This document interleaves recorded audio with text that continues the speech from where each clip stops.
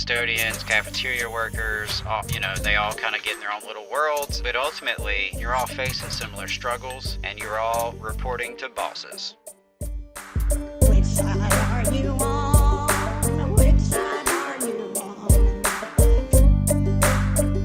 We're going to talk about this LA school strike really quickly, and it's really exciting because what happened is that SEIU Local 99, which represents around 30,000 teachers' aides, bus drivers, custodians, cafeteria workers, and other support staff, they won an average 30% wage increase after a 3-day strike just last week that ended yesterday. And they got a tentative agreement yesterday. So that's, strikes work is kind of the moral of that story. But it's really, really, really cool. The raises are retroactive to 2021. Nice. Which is when they began negotiating for this contract when their last contract expires. And that's another example of how, strikes are not something that workers take willy-nilly. In the LA Times, they quoted a, quote, union critic who ran unsuccessfully for state superintendent of public instruction, Lance Christensen. He said, quote, "What happened wasn't a negotiation, it was a hostage exchange." Wow. One need not be cynical to realize that the union used the children of LAUSD to get the deal that they wanted, while the district caved to a fiscally imprudent deal. UTLA is bound to leverage the students for a similar deal soon. And this, the idea, like I said, these raises are retroactive to when the last contract expired in 2021. This has been an ongoing negotiations process, and they just now struck over it. They wanted to do everything that they could before striking, but they left them no other choice. And this is not an issue of, these people making a ridiculous amount of money. Obviously, because, public school support staff don't make a lot of money anywhere. But what happened is I think it's KTLA 5 and the Los Angeles Times is where I'm pulling the details from the deal from. But the deal includes a series of retroactive raises going back to 2021, as well as pay bumps this coming July and January that will collectively hike worker pay by about 30%, said Max Arias, executive director of SEIU Local 99. Which is the support staff union. The deal also sets the district's minimum wage at $22.52, provides a one-time $1,000 raise for any worker who was employed in 2020 in appreciation of their work during the COVID-19 pandemic, and creates a $3 million educational and professional development fund for union members. Nice. District Superintendent Alberto Carvalho said at a news conference. The general raises include retroactive payments employed at the time, 6% as of July 1st, 2021, 7% more as of July 1st, 2022, and 7% more as of July 1st, 2023. So they, really great. It also includes guarantees health benefits for all workers and their families if the employees work at least 4 hours a day, and some workers will get increased hours that they said that they needed. So, a really good kind of, common sense stuff.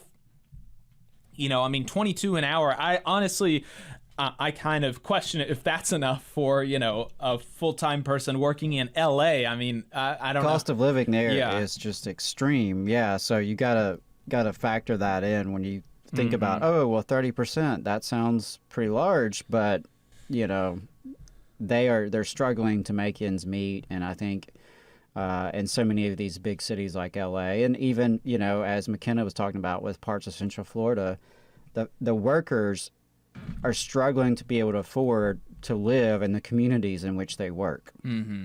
Yeah. And, I know this, you quoted this anti-union guy who ran for state superintendent. I mean, I can just tell you as a former educator that no educator makes the decision to be away from their students lightly. It's something that's taken very seriously. And if you don't want to see a strike, the school district can resolve that. Yep. It's not that hard. What happens is they get recalcitrant and they want to fight back, and they don't want to make any concessions, and they don't want to pay people what they deserve or treat people the way they need to be treated. But it's very easy to avoid those strikes for school districts. And, it's unfortunate that one of the common talking points is, oh, it hurts the children. Oh, it hurts the children. Right. The children. Well, what also hurts the children is when you have staffing shortages. Right. What also hurts the children is when you don't have qualified professionals there to serve them. Right. And on and on. So it's not something that the education unions do lightly. And when they go on strike, they are striking for their students. They're striking for their students, for their schools, for the families and communities served by those schools. It's not just about them. It's really a bigger picture issue. And I always get disgusted when you see those talking points, because a lot of times in these care-based professions, which are predominantly female professions, like nurses and teachers, other educators, it's used as leverage against them that, oh, you can't strike because what about the children? You can't strike. What about the patients? Right. And, it's just not right, because these workers have a right to protest. They have a right to strike. They have a right to fight for what they deserve.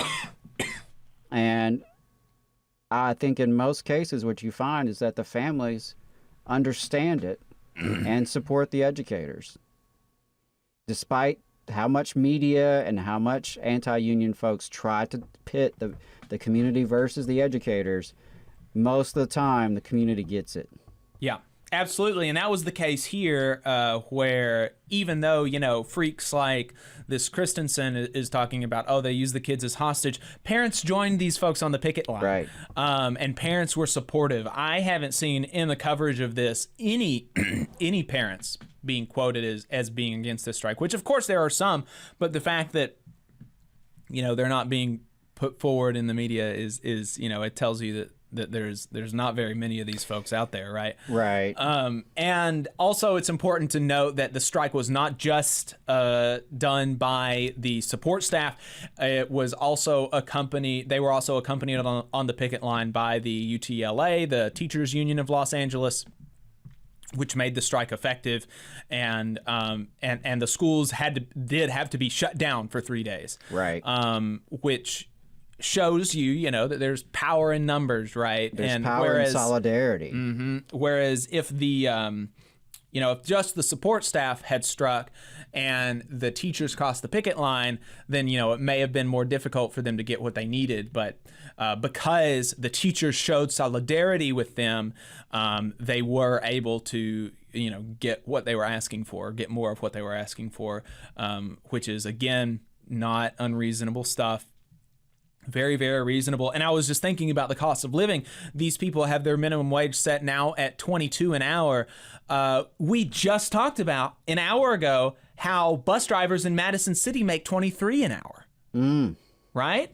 So this is, so it's really not, it's not a bankrupting kind of deal that like this guy is trying to make you think. So and that's Madison City school bus drivers in Alabama without a union, right? So, the idea that the LA Unified School District shouldn't be paying their support staff as much as non-union school bus drivers make in Alabama is pretty wild. Right. And let's not act like Los Angeles doesn't have the money. I mean, there's so much wealth in that city. They can afford to fund schools appropriately and fund the staff appropriately. No question about it. But yeah, I'm glad you mentioned the teachers joining in. That was huge. And that's what you need to see. And, to any educators listening, don't let that lesson be lost on you, because a lot of times teachers custodians, cafeteria workers, all, they all kind of get in their own little worlds, and they all have their own specific issues, and sometimes there's tensions between these groups inside the schools. But ultimately, you're all there for the kids. You're all there to make the school successful, and you're all facing similar struggles, and you're all reporting to bosses. So that is where, and by helping each other, you can be so much more effective, because ultimately, the more effective each group is, the more effective the entirety of the school is, because you all depend on each other. Absolutely. William Teamster from California says in the chat, they didn't use children. What a bunch of crap. They improved the lives of the community. Absolutely true. He said on his way to work, I passed by 3 SEIU Local 99 picket lines. It was a joyous scene when they saw a Teamster on their side. Great to see. And he also agrees that, $22 an hour is really even still not enough. You got to make over $100,000 to live in LA. And that LA, speaking to the point of, do they have enough money? LA is one of the richest cities in the country, in the fourth largest economy in the world. Ooh. So, yeah. So they can afford it. They can do it. Happy to see this victory. Direct action can get the goods.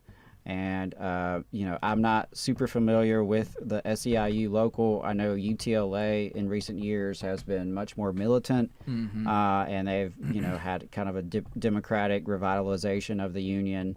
So, that's just promising. And I think what you see is that teachers and support staff across the country are going to pay attention to this. You just saw a clip from the Valley Labor Report. We are live every Saturday morning from 9:30 a.m. till 12:30 p.m. And we pride ourselves on keeping all of our content free to everybody so that we can talk to as many working folks as possible. If you support the work that we're doing, you think that it's important, you think that it's good, then consider making a monthly contribution to the project. And you can do that on our website, tvlr.fm.